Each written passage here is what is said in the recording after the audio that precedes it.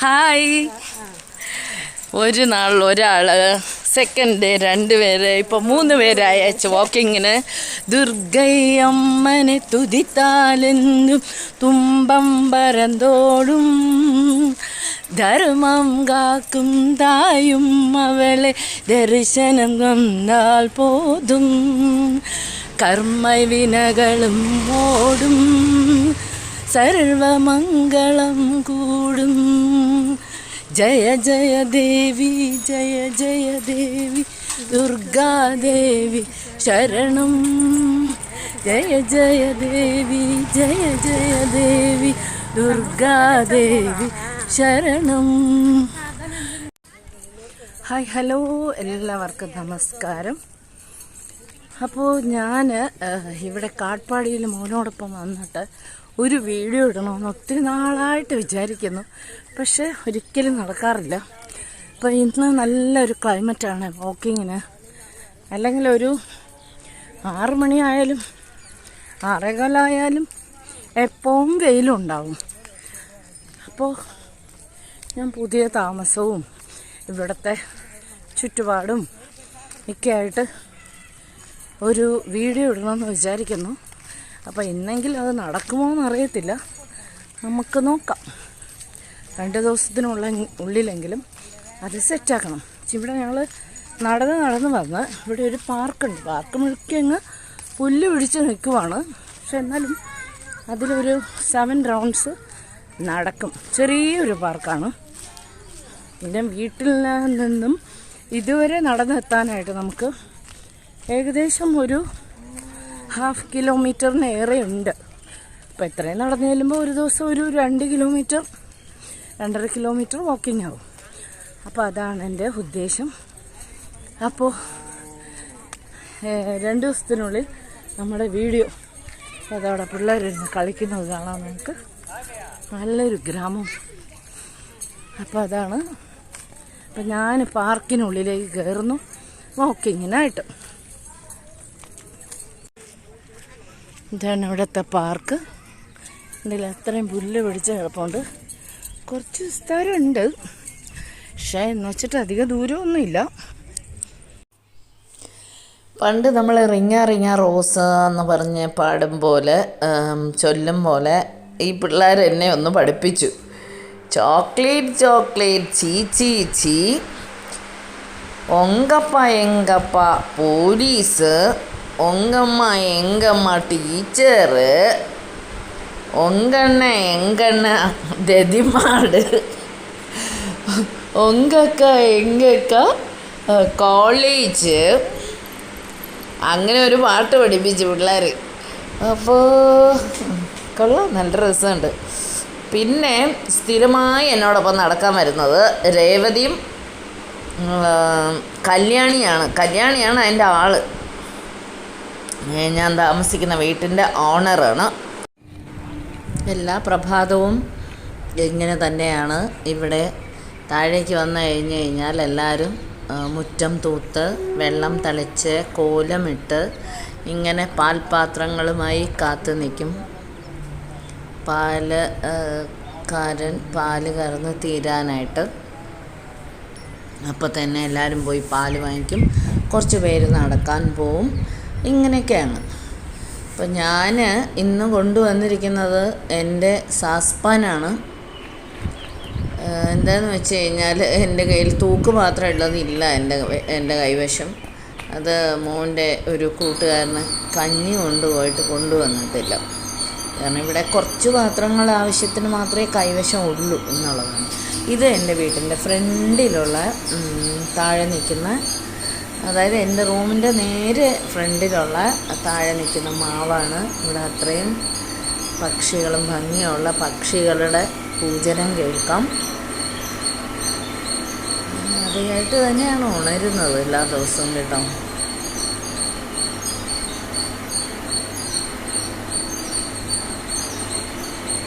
അങ്ങനെയാണ്.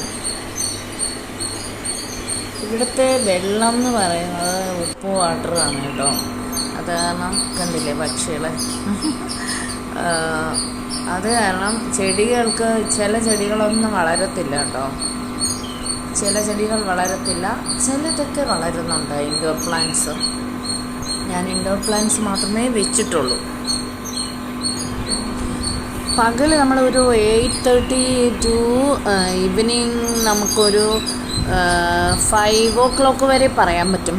ഭയങ്കര ചൂടാണ് കേട്ടോ, സഹിക്കാൻ വയ്യാത്ത അസഹനീയമായ ചൂടാണ്. വീട്ടിനകത്തിരുന്ന AC-യിലിരുന്നാൽ പോലും വേർക്കും ബോഡി, അത്രയ്ക്കും ചൂടാണ്. നമ്മുടെ പൂച്ചക്കുട്ടൻ വരുന്നുണ്ട്.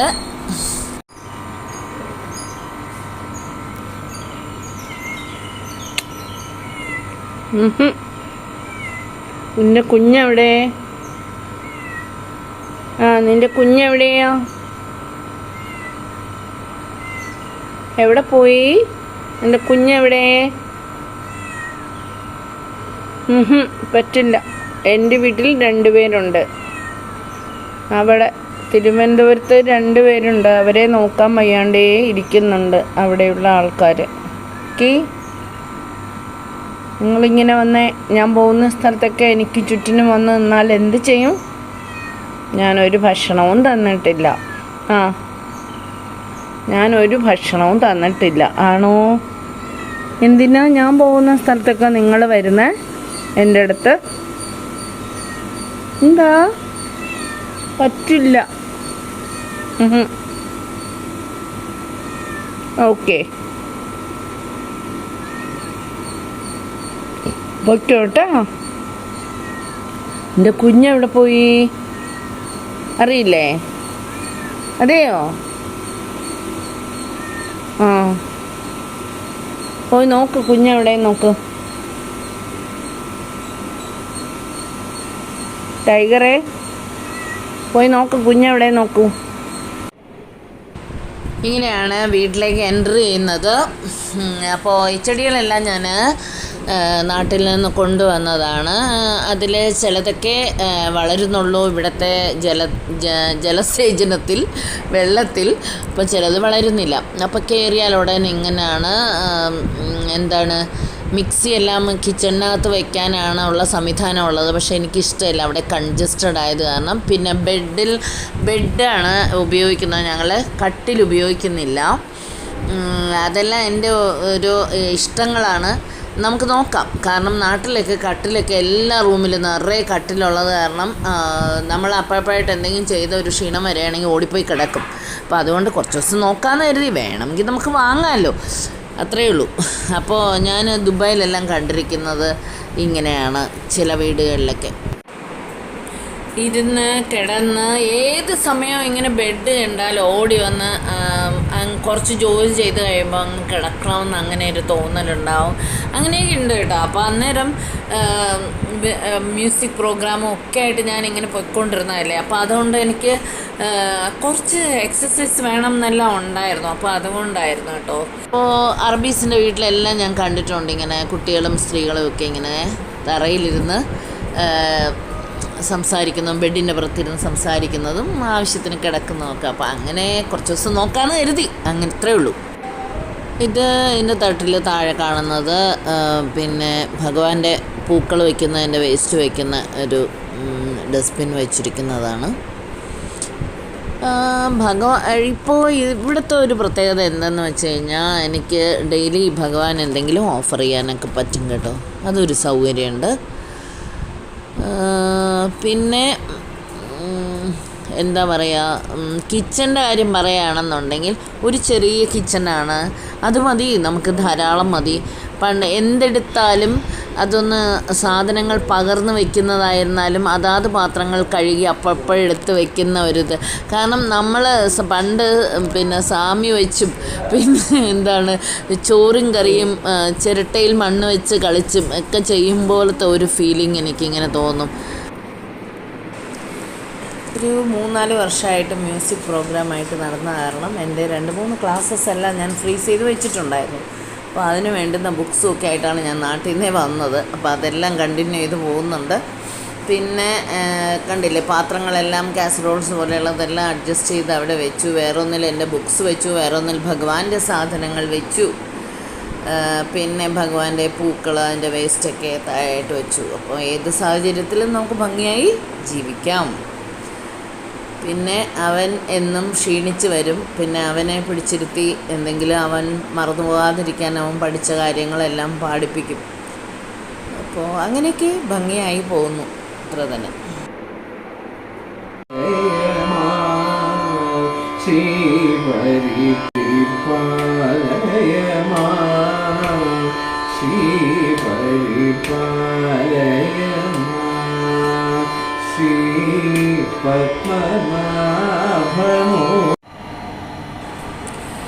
ഇത് അഗ്ലോണിമയുടെ ഒരു വെറൈറ്റി എന്താണ് അതിനെന്താ പറയുക, ലിപ്സ്റ്റിക്കാണോ അങ്ങനെ എന്തോ പറയുന്നതാണെന്ന് തോന്നുന്നു. അത് മാത്രം ശരിയായിട്ടില്ല കേട്ടോ, അതിപ്പോഴും അതുപോലെ തന്നെ നിൽപ്പുണ്ട്. പിന്നെ മണി പ്ലാന്റ് ഇവിടുത്തെ വെള്ളം സോൾട്ടഡ് വാട്ടർ പോലെയാണ് ഫീൽ ചെയ്യുന്നത്. അത് കാരണം മണി പ്ലാന്റ് ഇവിടുത്തെ വാട്ടറിലിട്ടിട്ട് അത് വളരുന്നില്ലായിരുന്നു. ഞാൻ എന്നിട്ട് ഡ്രിങ്കിങ് വാട്ടർ ഒരു ശകലം എടുത്തിട്ട് കഴിഞ്ഞപ്പോൾ കുഴപ്പമില്ല. തുളസിയും അതുപോലെ തന്നെയാണ്. തുളസി ഇലയെല്ലാം സോൾട്ടിൻ്റെ ടേസ്റ്റാണ് കേട്ടോ, നല്ല ഉപ്പാണ് കേട്ടോ, അതും ശരിക്കും വളരുന്നില്ല.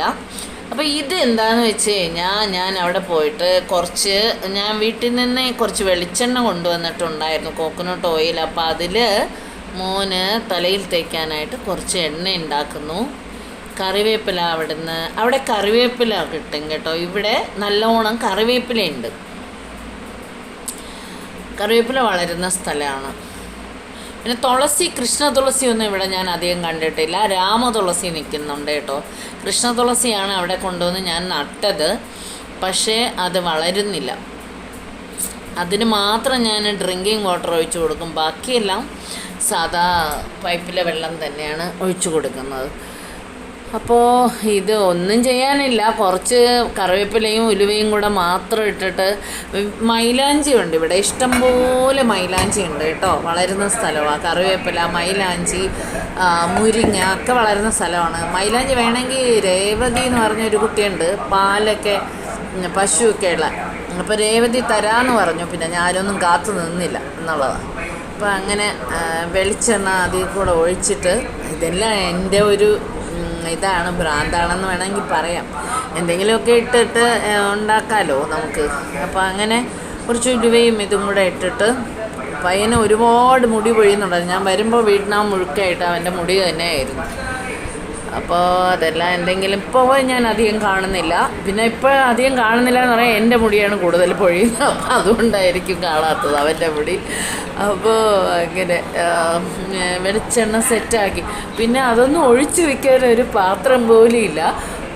അപ്പോൾ എന്താണെന്ന് വെച്ചാൽ ഞാൻ കുറച്ച് വീട്ടിൽ നിന്ന് കൊണ്ടുവന്ന് കുറച്ച് അവിടെ വർഷത്തിലൊരിക്കൽ നമ്മൾ ക്ലീൻ ആക്കുമ്പോഴത്തേക്കും കുറേ ബോട്ടിൽസ് എല്ലാം കളയുമല്ലോ, അങ്ങനെ കുറച്ച് ബോട്ടിൽസ് എടുത്തിട്ട് വന്നു. അപ്പോൾ അതിലെല്ലാം ഞാൻ പയർ അങ്ങനത്തെ സാധനങ്ങളെല്ലാം ഇട്ട് വെച്ചു. പഞ്ചസാര, പിന്നെ ഇതെന്താണ് തേയില അങ്ങനെയൊക്കെ ഇട്ട് വയ്ക്കുന്നുണ്ടായിരുന്നു. പിന്നെ ഇതിലേക്ക് വേണ്ടിയിട്ട് ഒരു ഗ്ലാസ് കുപ്പി തന്നെ മേടിച്ചു. വീട്ടിൽ നിന്ന് ഒരു ഹോർലിക്സ് കുപ്പിയിൽ എൻ്റെ ബ്രദറിൻ്റെ അവിടുത്തെ മാങ്ങ ഉപ്പിലിട്ട് കൊണ്ടുവന്നിട്ടുണ്ടായിരുന്നു. അപ്പോൾ അത് കഴുകി നീറ്റാക്കി അതിനകത്ത് കാച്ചിയ വെളിച്ചെണ്ണ കുറച്ചേ ഉള്ളൂ, ആ 1 കിലോ കുപ്പിയിൽ അങ്ങ് താഴെ ഉണ്ട് കുറച്ച്, അങ്ങനെ ആക്കി വെച്ചു. പിന്നെ ഒരു കൊച്ചു കുപ്പി മോനോട് വാങ്ങാൻ പറഞ്ഞിട്ട് അതിൽ പകർന്ന് വെച്ച് നമുക്ക് തലയിൽ തേക്കാമല്ലോ എന്ന് വെച്ചിട്ട്, അവന് കൊടുക്കാമല്ലോ എന്ന് വെച്ചിട്ട് അങ്ങനെ വാങ്ങി അതിലേക്ക് ആക്കിയൊക്കെ വെച്ചു. അപ്പോൾ അതാണ് കാര്യം. അപ്പോൾ ഈ എണ്ണ എന്ന് പറയണത് ഇത്രയേ ഉള്ളൂ. അത് രണ്ടും കൂടെ പൊടിച്ചിട്ട് ചുമ്മാ കുറേ വെളിച്ചെണ്ണ വെച്ചിട്ട് അതിങ്ങനെ കുറച്ച് സമയം കഴിയുമ്പോൾ എന്താണ് നമുക്ക് കറിവേപ്പിലയും ഉലുവയും കൂടെ പൊടിഞ്ഞ സംഭവം കുറച്ചൊരു ക്രിസ്പി ആവുമ്പോൾ 5-6 ഇത് തന്നെ കറിവേപ്പില തന്നെ ഞാൻ അതിലിട്ട് കൊടുക്കും. അല്ലെങ്കിൽ നല്ല മുളകൊന്നും എൻ്റെ കയ്യിലില്ല, ബ്ലാക്ക് പെപ്പർ കൊണ്ടുവന്നില്ല, ഞാൻ വാങ്ങിയതുമില്ല ഇവിടുന്ന്. ഞാൻ പറഞ്ഞല്ലോ ഇവിടെ ഒന്നും ഇല്ല, ഉള്ള സാധനം വെച്ച് ഭംഗിയായിട്ട് അഡ്ജസ്റ്റ് ചെയ്യും, അത്രയേ ഉള്ളൂ. അതാണ് ഞാൻ പറഞ്ഞത്, മുമ്പ് സാമി വെച്ചും മണ്ണിൽ ചിരട്ടയിൽ ചോറ് വെച്ചും കളിക്കും പോലെയുള്ള ഒരു ഇതാണ്, നല്ല രസമുണ്ട്. പക്ഷേ ഇതിൽ കുറച്ച് ഞാൻ പിന്നെ നല്ല മുളക് ഇല്ലാത്തത് കൊണ്ട് കുറച്ച് കറിവേപ്പില ഇട്ട് കൊടുത്തു. അപ്പോൾ ആ കറിവേപ്പില ഇങ്ങനെ മൊരിയുന്ന അവസരത്തിൽ അടുപ്പങ്ങ് ഓഫ് ചെയ്ത് കൊടുത്തു, അത്ര തന്നെ ചെയ്തത്. ഇതെല്ലാം ചുമ്മാ ഓരോ കണ്ടുപിടുത്തങ്ങളേ. അപ്പോൾ കാരണം കൂടുതൽ അത് എണ്ണ മൂത്ത് പോയാൽ നമുക്ക് കോൾഡ് വരും തലയിൽ തേക്കുമ്പോൾ, അതാ കാര്യം. അപ്പോൾ അങ്ങനെ ഓഫാക്കി കഴിഞ്ഞിട്ടും ഇതാണ് അവൻ്റെ കുപ്പി. അവൻ മേടിച്ചിട്ട് വന്നതാ മോൻ. അപ്പോൾ അതിനകത്ത് ഒഴിച്ച് സെറ്റാക്കി കൊടുത്തു ഞാൻ. അപ്പോൾ ഇതാ 1 കിലോ കുപ്പിയിൽ മൂട്ടിൽ നിൽക്കുന്നതേ ഉള്ളൂ കേട്ടോ ഓയിൽ. പിന്നെ കുഞ്ഞു കുപ്പിയിൽ ഒഴിച്ചു വെച്ചു, പകർന്നു വെച്ചു. അപ്പോൾ അങ്ങനെയൊക്കെയാണ് കാര്യം. അപ്പോൾ ഇതാണ് നമ്മുടെ വീട്ടിലെ സെറ്റിൽമെൻറ്റ്. ഇത് ഇവിടുത്തെ വീട്ടിലെ ഓണർ കല്യാണിയുടെ ഒരു മാവുണ്ട് കേട്ടോ താഴയിൽ. ആ മാവിൽ നിന്നും ഞങ്ങൾ പറിച്ചെടുത്ത മാങ്ങയാണ്. അപ്പം ഞാൻ പോയിട്ടില്ല, കല്യാണി എന്നെ പറിച്ചുകൊണ്ട് വന്നതാണ്. അപ്പോൾ അതിൽ നിന്ന് കുറച്ച് മാങ്ങ എടുക്കാൻ പറഞ്ഞു. അപ്പോൾ അങ്ങനെ അതെടുത്തു. ഫിഷ് മാർക്കറ്റിൽ ഞങ്ങൾ പോയിട്ടുണ്ടായിരുന്നു. അതിൻ്റെ വീഡിയോ അടുത്ത് ഇടുന്നതായിരിക്കും. അപ്പോൾ അതിൽ മീൻ ഉണ്ടാക്കി, പിന്നെ ഇതും ഉണ്ടാക്കി, മാങ്ങാക്കറി ഉണ്ടാക്കി, പിന്നെ നെത്തോലി മീനിലാണ് ഇട്ട് വെച്ചത് കേട്ടോ, നാട്ടിലൊക്കെ ഇട്ട് വയ്ക്കും പോലെ. പിന്നെ ഇത് കണ്ടില്ലേ, മാങ്ങക്കറി ഉണ്ടാക്കി. അല്ലാണ്ട് അതിൽ ഒരു മാങ്ങ ബാക്കി ഉണ്ടായിരുന്നു കേട്ടോ. അങ്ങനെ മാമ്പഴങ്ങൾ ഓരോ ദിവസവും തീർക്കുന്നുണ്ടായിരുന്നു. അതിലൊരു മാമ്പഴം ഇന്ന് മാമ്പഴ പുളിശ്ശേരിയാക്കി. ഇന്ന് മോൻ്റെ ഒരു ഫ്രണ്ട് കൂടെ ഉണ്ടായിരുന്നു ഭക്ഷണം കഴിക്കാനായിട്ട്. അപ്പോൾ അങ്ങനെ ഇന്നത്തെ ദിവസം ഭംഗിയായി. അപ്പോൾ സന്ധ്യാസമയത്തിന് ഒരു മഴയുണ്ടായി. അപ്പോൾ ഇന്നൊരു നല്ല ദിവസം. അപ്പോൾ എല്ലാവർക്കും ഒരു ശുഭരാത്രി. അടുത്തൊരു വീഡിയോ ആയിട്ട് കാണുന്നവരേക്കും take care and bye by.